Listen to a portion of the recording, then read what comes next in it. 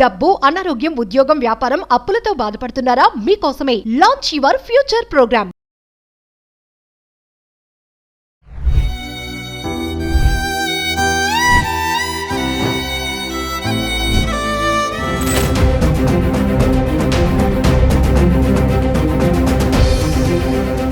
నమస్తే, welcome back to Suman TV. ప్రస్తుతం మనతో పాటున్నారు ఎనలిస్ట్ మందరి కృష్ణారెడ్డి గారు.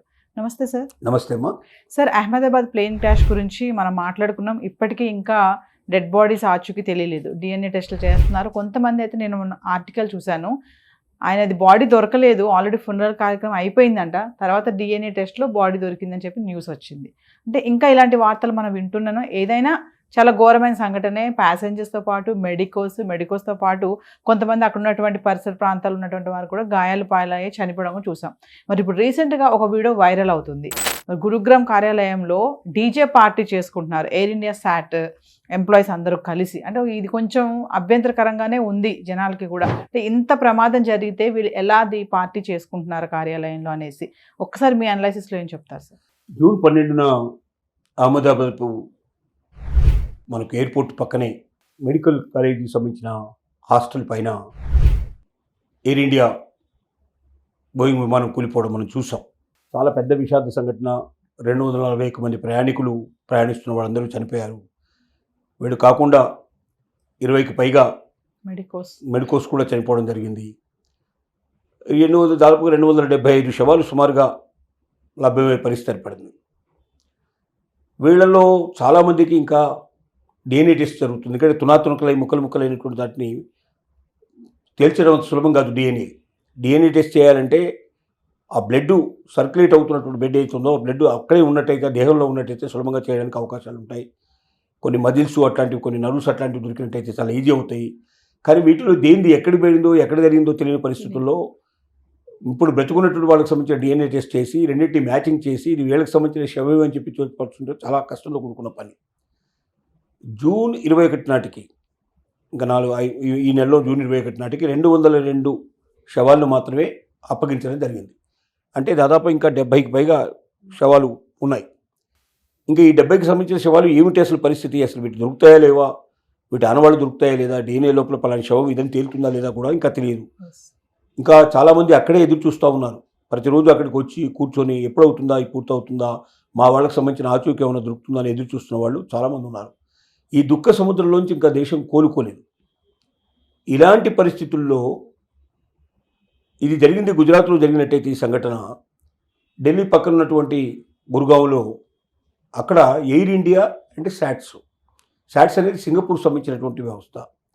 ఎయిర్ ఇండియా సంబంధించి రెండు కలిపి జాయింట్గా గ్రౌండ్కు సంబంధించినటువంటి వర్క్స్ అని చేస్తుంటారు. అంటే విమానం దిగంగానే వెంటనే ప్రయాణికుల్ని తీసుకురావటం లేదా క్లీన్ చేయడం, విమానాన్ని క్లీన్ చేయడం, పెట్రోల్ నింపడం లాంటివి, ఇట్లా అంటే విడిభాగాన్ని కరెక్ట్గా ఉన్నాయని చెక్ చేయడం లాంటివి, ఇట్లాంటి వాటిలో గ్రౌండ్ వర్క్ చాలా ఉంటుంది. ఈ గ్రౌండ్ వర్క్ నిర్వహించే దాంట్లో ఈ సింగపూరు శాట్స్ అలాగే ఎయిర్ ఇండియా కలిపి శాట్స్ అని పిలుస్తారు దాన్ని. దీనికి సంబంధించిన ఎంప్లాయీస్ అంతా ఉన్నారు. వీళ్ళు అధికారులు, బెంగళూరులో ఉన్న అధికారులు, ఢిల్లీలో ఉన్న అధికారులు, అలాగే మన గుజరాత్లో ఉన్న అధికారులు, వాళ్ళంతా కలిసి గురుగావ్లో సమావేశం కాకుండా డీజే పార్టీ పెట్టారు. అక్కడ డ్యాన్సులు, తాగుడు వ్యవహారాలు ఇవన్నీ ఉన్నాయి దాంట్లో. అంటే పెద్ద సంబరం చేసుకుంటున్నారు, పెద్ద సంతోషపడుతున్నారు. ఇది చాలా బాధాకరమైన విషయం అని చెప్పేది ఎవరు నెటిజన్లు దాన్ని ఫోన్ చేసి, మీ వాళ్ళ రేపు ప్రతి ఒక్కడు కెమెరానే, అందరి చేతుల్లో కెమెరా ఉన్నాయి, కోట్ల కొద్ది కెమెరాలు ఉన్నాయి. న్యూస్ వేగంగా వెళ్ళిపోతుంది. ఒకప్పుడు ఏమిటంటే కెమెరా తీసుకొని పోయి ఏదైనా ఒక ఛానల్ తరపున వెళ్ళి తీస్తేనే అది ఏమన్నా ప్రసారం అయ్యేది. ఇప్పుడు అలా అవసరం లేదు. ఎక్కడ పడితే అక్కడ ఏ చిన్న మనిషి అయినా సరే, చిన్న పిల్లాడైనా సరే, వాడు వీడియో తీసేసి ఒకసారి క్లిక్ అనిపిస్తే అది ఎక్కడి నుంచి ఎక్కడికి వెళ్తుందో అక్కడి నుంచి సోషల్ మీడియాలో అసలు ఆ వ్యక్తులు ఇంకా అక్కడి నుంచి ప్రయాణం చేయకుండా బయలుదేరక ముందే మొత్తం ప్రపంచానికి అంతా ఈ వార్త తెలిసిపోయే పరిస్థితి ఏర్పడుతుంది. ఇలాంటి పరిస్థితుల్లో ఎవరో వీడియో తీసి వీడియోని అప్లోడ్ చేశారు. అది సోషల్ మీడియాలో చక్కర్లు కొడుతూ ఉంది. దీంతో చాలామంది నెటిజన్స్ బాధపడుతున్నారు, చాలామంది తమ బాధను వ్యక్తం చేస్తున్నారు. ఇంతవరకు శవాలే పూర్తిగా ఇంకా ఎవరివో ఐడెంటిఫై కాని పరిస్థితి ఉంది. ఇంత పెద్ద ఘోరం నేరం జరగడానికి కారణం ఒక రకంగా ఎయిర్ ఇండియానే ఒక కారణం అంటారు కదా. ఎయిర్ ఇండియా విమానం ఎప్పుడైతే ప్రమాదం లోనైందో అది ఖచ్చితంగా అది ఎయిర్ ఇండియాకు సంబంధించినటువంటి ప్రమాదంగానే చాలామంది చెప్తూ ఉంటారు. లోపం ఇంకా మీ దగ్గరే ఉంది, మీరు ఇంకా సరైనటువంటి పూర్తి ఇన్ఫర్మేషనే వాళ్ళకి లేదు. 202 శవాలే జూన్ 21 అక్కడికి వచ్చింది దొరికినప్పుడు ఇంకా 70 పైన ఉండేటువంటి శవాలకు సంబంధించిన ఆచూకే ఇంకా పూర్తిగా అంటే ఎవరిది ఏమిటో అనవాళ్ళే తెలియని పరిస్థితి, ఇంకా వాళ్ళ కన్నీటి చాలు తగ్గలేదు, ఇంకా తీరలేదు, ఇంకా గుండెలు అవిసేలాగా వాళ్ళు ఏడుస్తున్నారు. అంతమంది బాధపడుతూ ఉంటే ప్రపంచం అంతా కూడా దీని గురించి ఒక దిగ్భ్రాంతిలో ఉంటే మీరు పార్టీలు చేసుకోవడంలో అర్థం ఏమిటి? ఇది సరైనదేనా అని దీనికి సంబంధించినటువంటి ప్రశ్నలు ఉద్భవిస్తున్నాయి. సోషల్ మీడియాలో విపరీతంగా చక్కలు కొట్టడం. ఇది చూసిన తర్వాత ఒక ఆఫీసర్, వాళ్ళు దానికి సంబంధించిన ఆఫీసర్స్ ఇచ్చిన వివరణ ఏంటంటే, ఇది ఎవరైనా మనసును కలిచివేసి ఉన్నట్టయితే మమ్మల్ని క్షమించండి అని పెట్టారు.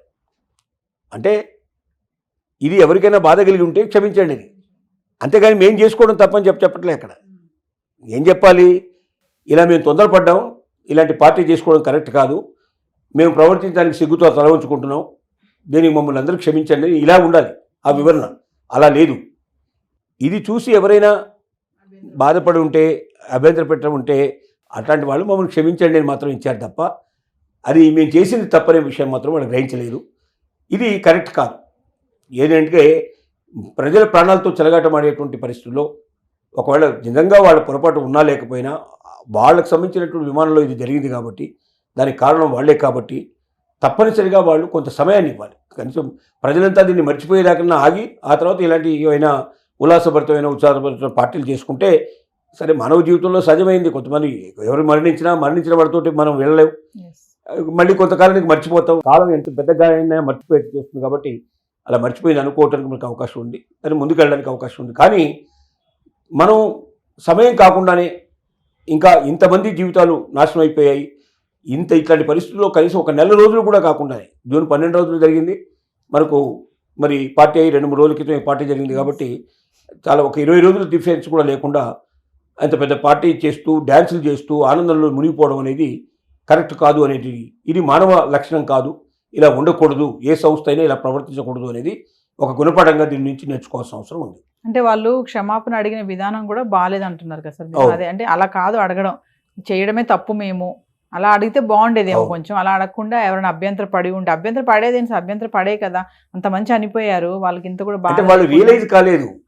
నెటిజన్లు ఎవరో పెట్టారు కాబట్టి, సోషల్ మీడియాలో వైరల్ అయింది కాబట్టి, ఏదో పొడిపొడిగా ఏదో చెప్పాలి కాబట్టి చెప్పారు తప్ప మనస్ఫూర్తిగా మేము చేసిన తప్పే, మేము గ్రహించాము, ఈ తప్పు ఇంకోసారి ఇలా జరగకుండా చూసుకుంటామేమో అన్న భావన మాత్రం వాళ్ళు వ్యక్తీకరించలేదు. ఇది కూడా కారణం, ఇది కూడా ఇంకా బాధ ఎక్కువ కావడానికి కారణం అవుతుంది. Thank you.